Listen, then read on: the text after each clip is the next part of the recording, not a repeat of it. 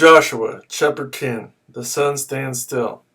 Now Adad-zedek, king of Jerusalem, heard that Joshua had taken Ai and totally destroyed it, doing to Ai and its king as he had done to Jericho and its king, and that the people of Gibeon had made a treaty of peace with Israel and were living near them. He and his people were very much alarmed at this, because Gibeon was an important city, like one of the royal cities. It was larger than Ai, and all its men were good fighters. So Adad-zedek, king of Jerusalem, appealed to Hoham, king of Hebron, Piram, king of Jarmuth, Japhia, king of Lachish, and Dibber, king of Eglon. "Come up and help me attack Gibeon," he said, "because it has made peace with Joshua and the Israelites." Then the 5 kings of the Amorites, the kings of Jerusalem, Hebron, Jarmuth, Lachish, and Eglon, joined forces. They moved up with all their troops and took up positions against Gibeon and attacked it. The Gibeonites then sent word to Joshua in the camp at Gilgal, "Do not abandon your servants.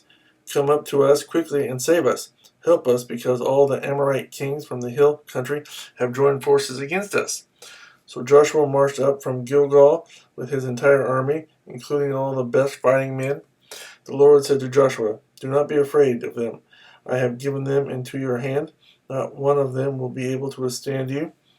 After an all-night march from Gilgal, Joshua took them by surprise. The Lord threw them into confusion before Israel, who defeated them in a great victory at Gibeon. Israel pursued them along the road going up to Beth-horon and cut them down all the way to Azekah and Makkedah. As they fled before Israel on the road down from Beth-horon to Azekah, the Lord hurled large hailstones down on them from the sky, and more of them died from the hailstones than were killed by the swords of the Israelites. On the day the Lord gave the Amorites over to Israel, Joshua said to the Lord in the presence of Israel, "O sun, stand still over Gibeon. O moon, over the valley of Ajalon." So the sun stood still, and the moon stopped, till the nation avenged itself on its enemies. As it is written in the book of Jashar, the sun stopped in the middle of the sky and delayed going down about a full day. There has never been a day like it before or since, a day when the Lord listened to a man. Surely the Lord was fighting for Israel. Then Joshua returned with all Israel to the camp at Gilgal. 5 Amorite kings killed. Now the 5 kings had fled and hidden in the cave at Makkedah.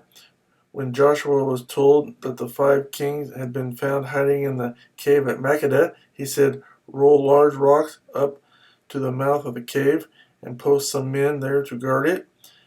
But don't stop. Pursue your enemies, attack them from the rear, and don't let them reach their cities, for the Lord your God has given them into your hand." So Joshua and the Israelites destroyed them completely, almost to a man. But the few who were left reached their fortified cities. The whole army then returned safely to Joshua in the camp at Makkedah, and no one uttered a word against the Israelites. Joshua said, "Open the mouth of the cave and bring those 5 kings out to me." So they brought the 5 kings out of the cave, the kings of Jerusalem, Hebron, Jarmuth, Lachish, and Eglon. When they had brought these kings to Joshua, he summoned all the men of Israel and said to the army commanders who had come with him, "Come here and put your feet on the necks of these kings." So they came forward and placed their feet on their necks. Joshua said to them, "Do not be afraid, do not be discouraged, be strong and courageous. This is what the Lord will do to all the enemies you are going to fight." Then Joshua struck and killed the kings and hung them on 5 trees, and they were left hanging on the trees until evening. At sunset, Joshua gave the order, and they took them down from the trees and threw them into the cave where they had been hiding. At the mouth of the cave they placed large rocks, which are there to this day. That day Joshua took Makkedah. He put the city and its king to the sword and totally destroyed everyone in it.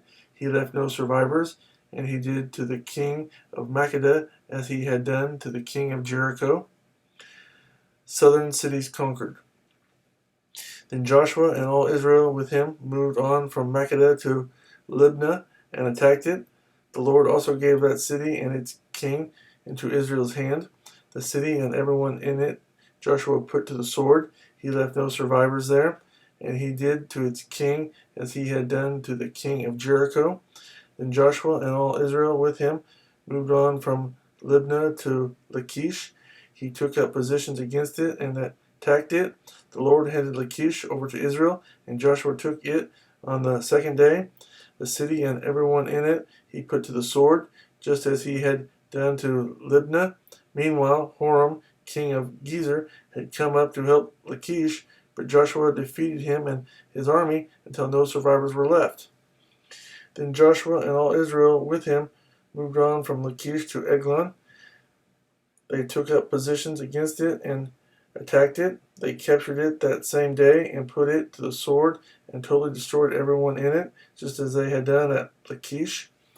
Then Joshua and all Israel with him went up from Eglon to Hebron and attacked it. They took the city and put it to the sword, together with its king, its villages, and everyone in it. They left no survivors, just as at Eglon. They totally destroyed it and everyone in it. Then Joshua and all Israel with him turned around and attacked Debir. They took the city, its king, and its villages, and put them to the sword. Everyone in it they totally destroyed. They left no survivors. They did to Debir and its king as they had done to Libnah and its king and to Hebron.